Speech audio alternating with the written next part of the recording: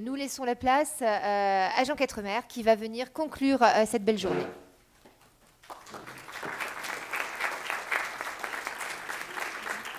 Donc je ne vais pas faire de droit, car même si je suis un juriste défroqué, ça fait quand même près de 30 ans que j'ai arrêté de faire du droit, je vais vous livrer un certain nombre d'observations politiques sur la crise des migrants. Et l'intitulé de ce colloque est tout à fait juste, parce qu'en fait, cette crise des migrants montre un échec des États nationaux et surtout de l'Union européenne en tant que telle de gérer cette crise, et surtout de l'avoir vue venir.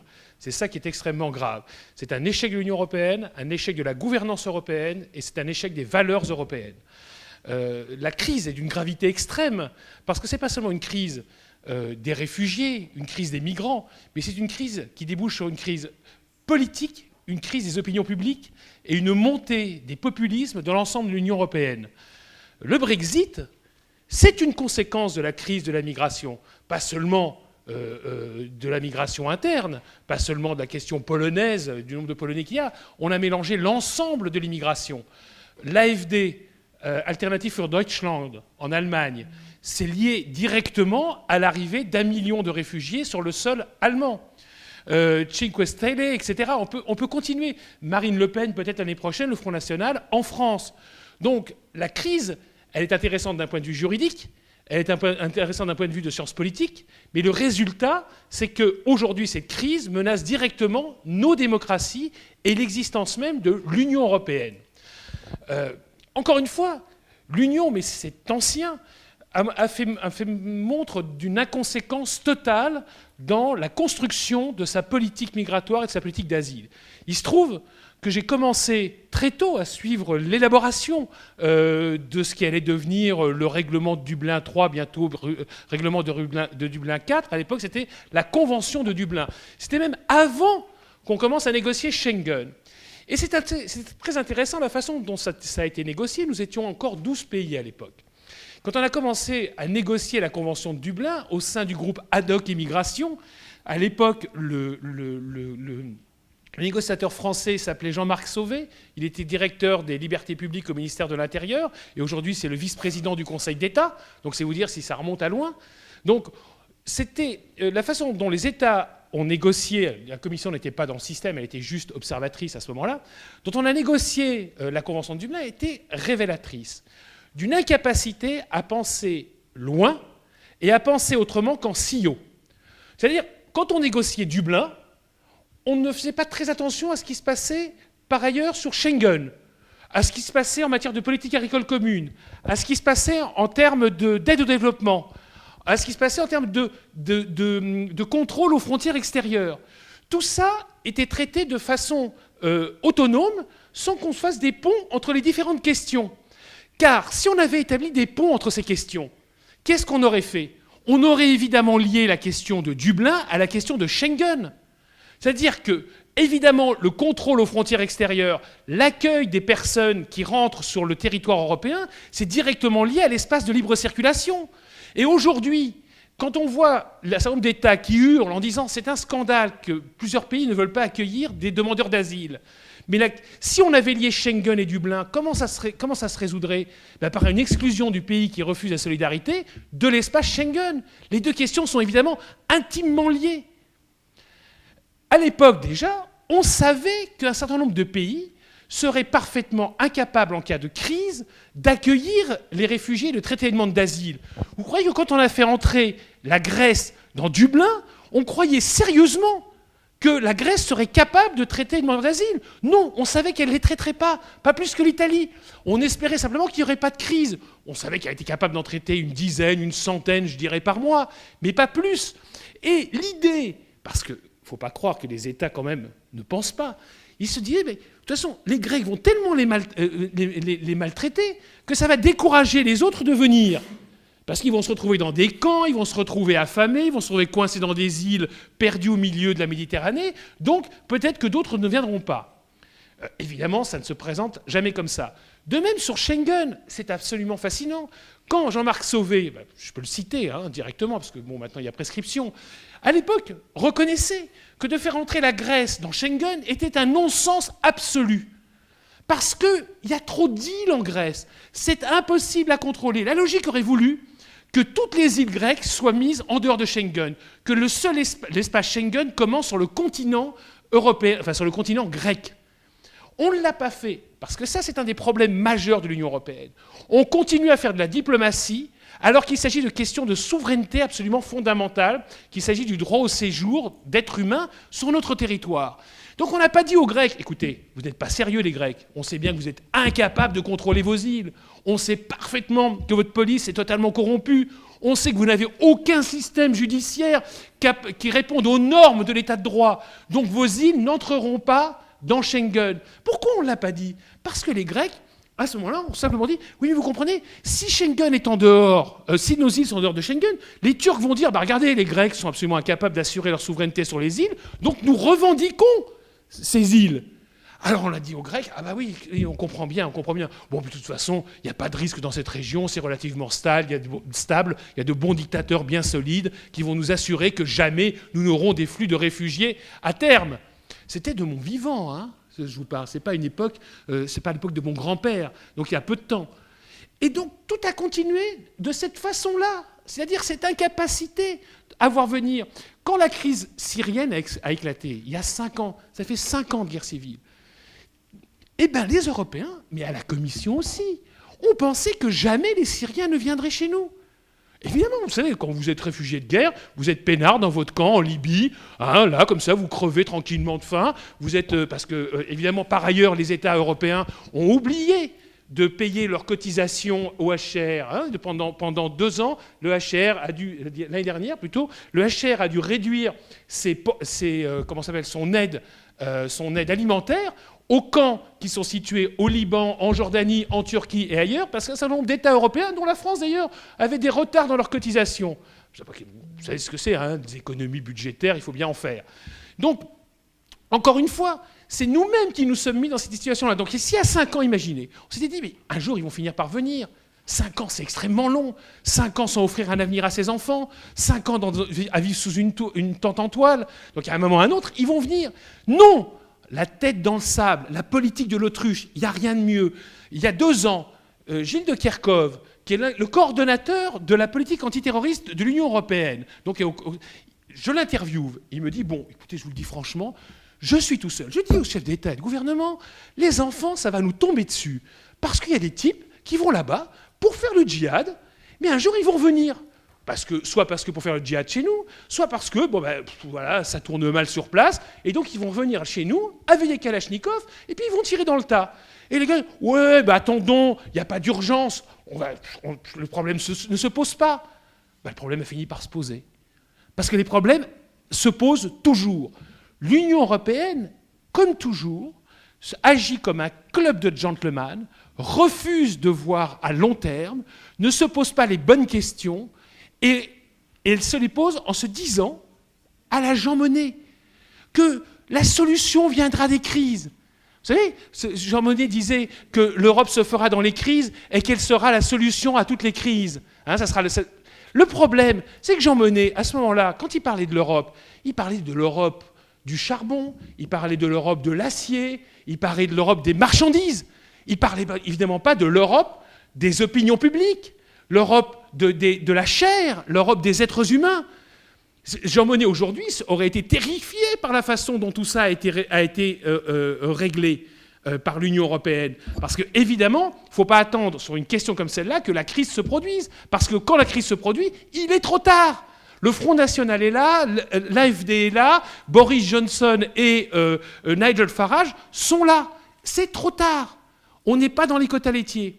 La Commission elle-même, moi j'aime bien l'agent de la Commission, parce que la Commission, bon, c'est une technocratie supranationale, ils sont hyper sympas. Quand il s'agit de gérer les quotas laitiers, les surplus agricoles, ils sont bons, il faut le dire.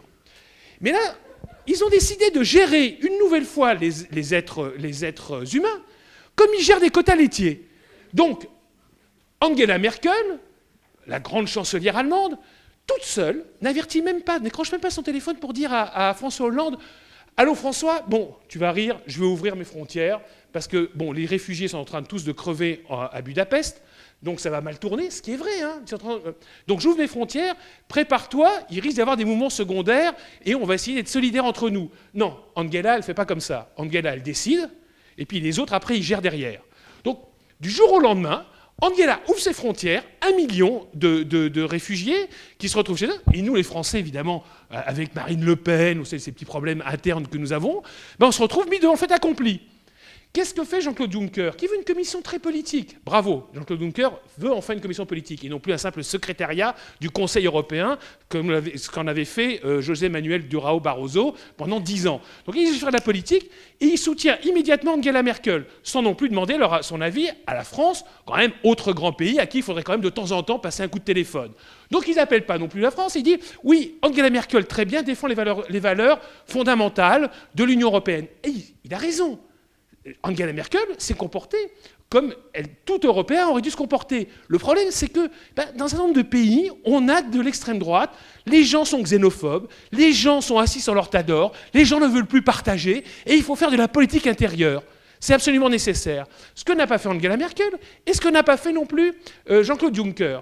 Et Jean-Claude Juncker dit à ses services, écoutez, il faut qu'on vienne au secours de la chancelière dans cette affaire de réfugiés, et qu'on répartisse un certain nombre de demandeurs d'asile.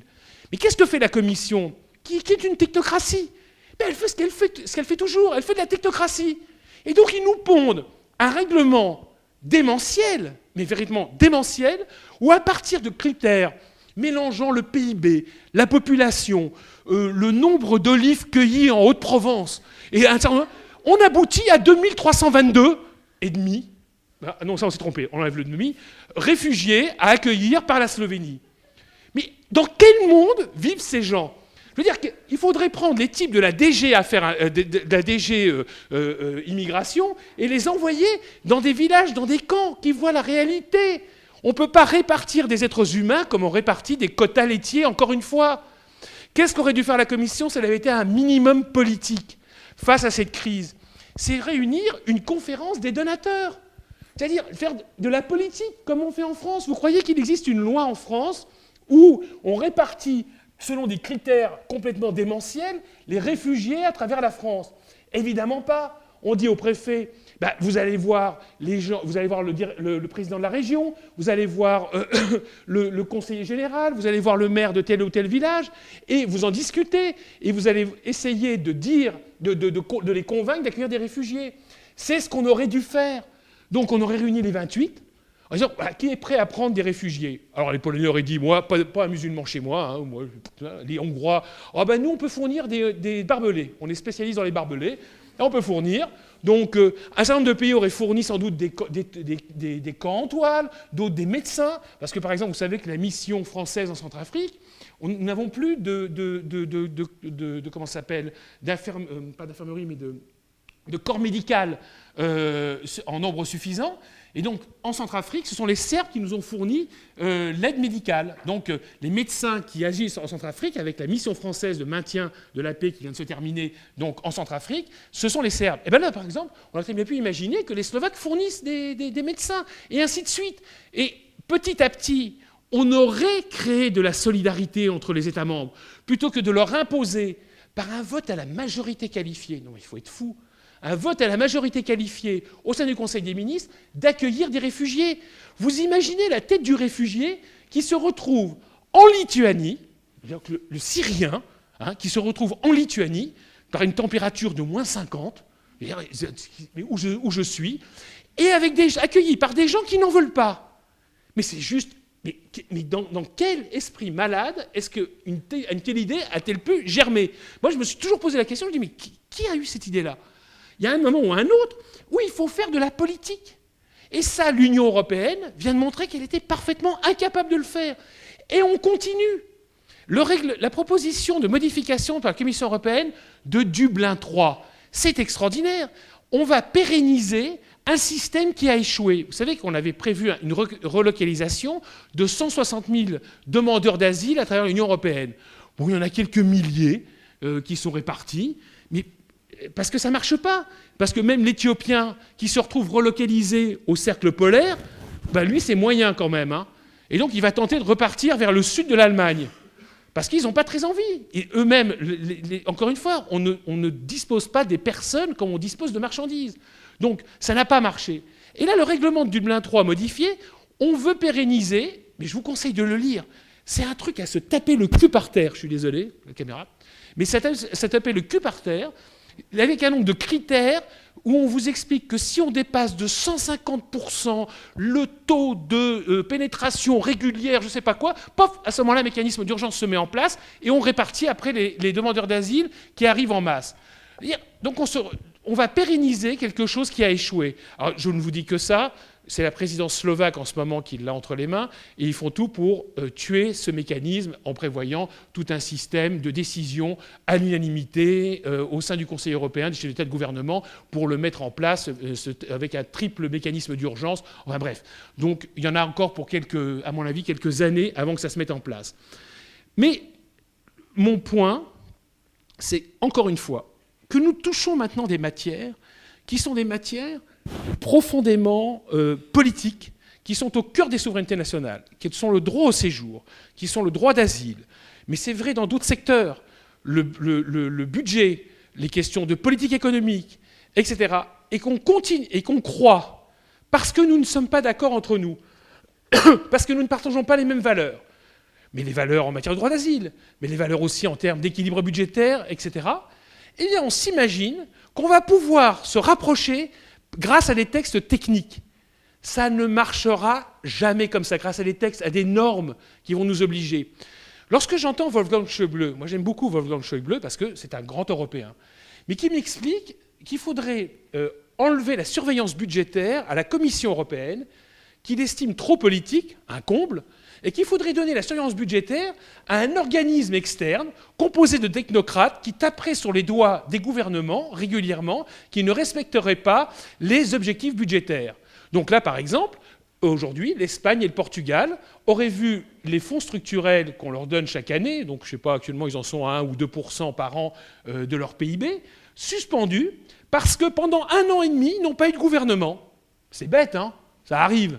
Et donc, ils n'ont pas tenu leurs objectifs. Mais automatiquement, on aurait dû les sanctionner. Cette idée que les choses puissent se faire automatiquement, que la politique puisse être gérée par des normes, c'est une vision ordolibérale de ce qu'est l'Europe, et ça ne peut pas fonctionner. Et la crise migratoire, de ce point de vue-là, la crise des réfugiés, elle montre, je dirais, les limites de la construction européenne telle qu'elle s'est faite depuis 40 ans. Il faut en sortir.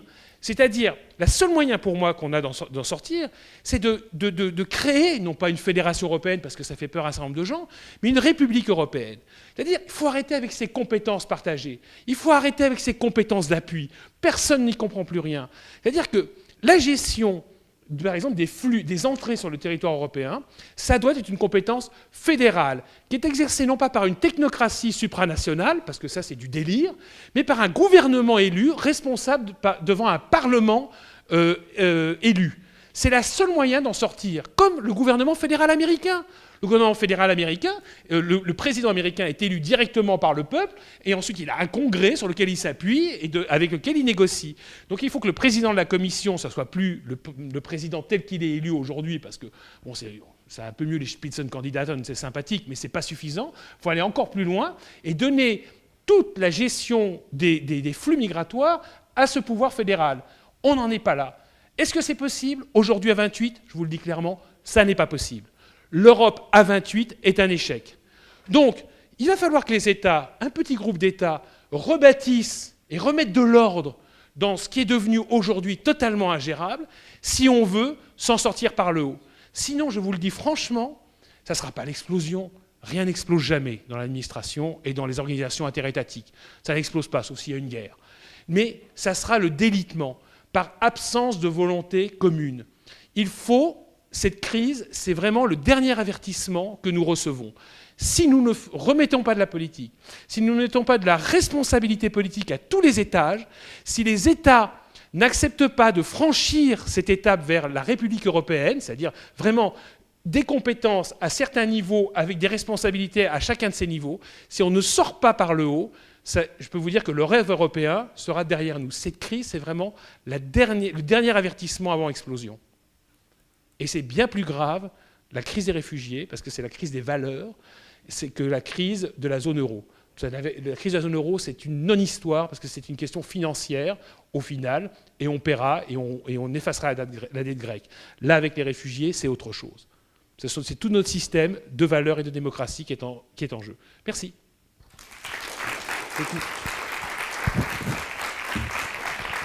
J'espère que je vous ai réveillé. Petit temps de questions, peut-être 5 minutes. On a 5 minutes pour si certains ont des questions à poser. Oui, merci beaucoup pour ces conclusions. Alors je comprends l'enthousiasme pour critiquer un peu l'action de l'Union européenne d'une manière générale ou en particulier dans le cadre de la crise migratoire. Mais vous appelez l'Union européenne, et c'est ce que j'essaie de mettre en évidence dans ma communication, vous appelez l'Union européenne à agir au-delà des compétences que les États lui ont octroyées. Et donc ce sont les États qui ne se mettent pas d'accord. Que ce soit un petit groupe d'États, alors encore plus difficile avec 28 ou 27 États, c'est extrêmement compliqué. Et j'imagine que le personnel de la Commission européenne, des parlementaires, sont aussi ambitieux et ont envie de porter une voix de l'Europe et apporter des solutions concrètes. Ça, c'était le premier sujet. Donc pour moi, le problème, c'est structurel, encore une fois, et ce sont les États membres. Mais comment le changer? Et deuxième point, comment faire, c'est, vous parlez du plan de relocalisation, qui a été extrêmement critiqué. Je suis d'ailleurs surprise qu'on n'ait pas parlé de l'accord UE-Turquie, qui a aussi été extrêmement critiqué, qui sont critiquables, je vous l'accorde, mais quand on se retrouve dans une situation où on a énormément de réfugiés qui arrivent aux frontières, qui ne sont pas identifiés, dont on ne fait pas le dépôt des demandes d'asile, qui se retrouvent dans des camps, qui meurent en mer, qui passent par des chemins de migration irréguliers, avec des passeurs qui meurent sur la route, ou qu'on retrouve et qu'on renvoie dans leur pays. Est-ce que le plan de relocalisation, ce n'est pas le moindre mot, finalement? Enfin, moi, mal. Alors, je vais répondre à la deuxième question d'abord, parce que la deuxième question, elle est intéressante, parce que c'est quelque chose que j'aurais pu souligner si j'avais eu un peu plus de temps.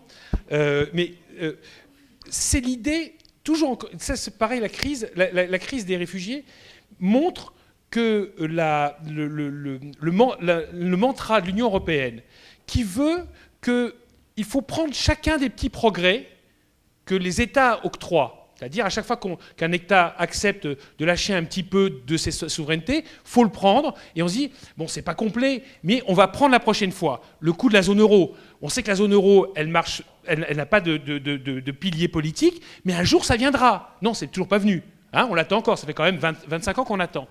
Sur les réfugiés, il fallait, dès le départ, les réfugiés et les migrants, bâtir un système d'ensemble. C'est l'Europe elle-même qui s'est mise dans cette... Et les États, mais pas seulement la Commission, les États, au sein du Conseil des ministres, au sein du Conseil européen, la Commission européenne elle-même qui n'a pas dénoncé, parce qu'elle a pris, elle était très contente de prendre un minimum de compétences. Plus il y a de compétences à prendre, plus elle est contente. Ça crée de l'emploi, hein, ça maintient de l'emploi même. Donc c'est parfait. Alors il aurait fallu dire tout de suite, c'est un peu le coup de Delors. Delors, au moment du marché intérieur, j'étais déjà à Bruxelles, le deal qu'il a passé, c'est on laisse tomber le marché intérieur, le marché intérieur on va le faire, mais c'est vrai que les Anglais ne veulent pas de social. Ils ne veulent pas de social. Mais très bien, on va prendre la libération des capitaux, des marchandises, des services, et puis le social, ça viendra après. Eh bien non, c'est jamais venu. Donc là, sur Dublin, il fallait dire, attendez, Dublin, Schengen, etc., sans contrôle commun des frontières, comme le demandaient Helmut Kohl et François Mitterrand. C'est juste pas possible. Donc c'est non. Chacun gère son problème. La levée des frontières intérieures, c'est non. Tant qu'il n'y a pas de contrôle aux frontières extérieures, commun. Et le problème, c'est qu'on a pris et on n'a pas vu que les autres problèmes allaient se poser. Donc la théorie de l'engrenage, elle a fonctionné pour tout ce qui était économique, libre circulation des marchandises. Pour le reste, elle n'a pas fonctionné. Et à un moment ou à un autre, il faut se poser les vraies questions. Pourquoi est-ce que ça n'a pas fonctionné? Alors vous dites, ce sont les États. Je reviens à votre première question. Mais évidemment que ce sont les États, puisque les États sont les constituants. Ce n'est pas les peuples qui sont constituants, ce sont les États. C'est-à-dire comparer même la constitution de l'Union européenne à la constitution américaine, ça n'a strictement aucun sens. Parce qu'au final, les États sont constituants, ils sont à l'origine quasiment de toute la législation, parce que si les États disent « vous ne faites pas ça, la Commission ne va pas agir toute seule », et ils sont à la réception. Donc c'est une confédération qui a les apparences dans quelques domaines d'une fédération. Donc vous avez raison, ça ne pourra pas se régler. Et c'est devenu de plus en plus difficile à réparer, c'est pour ça que je suis très pessimiste en ce moment, qu'on a été on s'est en même temps élargi, donc rendant encore plus difficile la décision. Parce que pour modifier les traités, c'est d'unanimité, il faut être 28. Alors déjà à 12, c'était pas simple, à 15, je ne vous dis que ça, mais alors à 28, il faut juste oublier. Alors on me dit, mais non, c'est pas vrai, regarde, finalement les Polonais, les Slovaques, etc., bloquent très peu, les Français et les Anglais bloquent davantage. Oui, c'est vrai, mais c'est la dynamique commune qui est perdue. Nous n'avons pas la même vision de l'avenir, nous n'avons pas la même vision du monde, on l'aura peut-être un jour, mais on ne l'a pas aujourd'hui. Ça a cassé une dynamique commune. L'élargissement, ça a été un drame. Vous savez, quand un corps se développe harmonieusement, on grandit centimètre par centimètre. C'est comme ça, tout doucement. Mais si, d'un seul coup, il y a une multiplication des cellules brutale, ça s'appelle un cancer. Eh bien, en 2004, l'Union européenne a eu un cancer. Et l'élargissement en 2004, ça s'est traduit un an plus tard par un double non franco-néerlandais au traité constitutionnel européen. Non pas sur le traité constitutionnel européen, personne ne l'a compris, évidemment, même pas moi, donc c'est vous dire. Mais c'était un non à l'élargissement, évidemment. Si on avait fait un référendum à travers l'Union européenne sur l'élargissement, ça aurait été non. La campagne française a été perdue sur le plombier polonais. Aujourd'hui, les Britanniques sortent sur le plombier polonais et les Néerlandais votent non sur le plombier ukrainien. Voilà, c'est ça la réalité. Donc il y a un moment, il faut sortir de ces non-dits. Et il faut mettre les États devant leurs responsabilités, et il faut que la Commission, elle arrête de faire semblant. Elle arrête de faire semblant, et à un moment, elle dit, écoutez, non, ça, c'est juste pas gérable. Ça, je ne peux pas prendre. Ça, c'est non. La répartition obligatoire, ça n'est pas gérable. Jean-Claude Juncker, parce que, alors là, lui, à différence de Barroso, son prédécesseur, qui était un grand crétin, lui, c'est un type intelligent. Le dernier discours sur l'état de l'Union était remarquable, lisez-le. Il dit, effectivement, on ne peut pas imposer la solidarité. Il l'a reconnu. Et il l'a reconnu très vite. Il l'a reconnu au bout de 6 mois. Parce que d'habitude, la Commission, c'est 20 ans. Hein, dans le mur, boum, boum, boum. Là, en 6 mois, il dit, OK, on va arrêter avec ça. On ne peut pas obliger les Polonais à accueillir des musulmans, ils n'en veulent pas. Bon, on ne peut pas obliger les gens sont comme ça, quoi. Bon, donc, demain, peut-être qu'il y aura des vagues d'immigrés. Quand ils recevront plusieurs millions d'Ukrainiens chez eux, à ce moment-là, ils changeront peut-être leur fusil d'épaule. Mais pour l'instant, ça n'est pas le cas. Je vous remercie tous pour votre présence. Merci.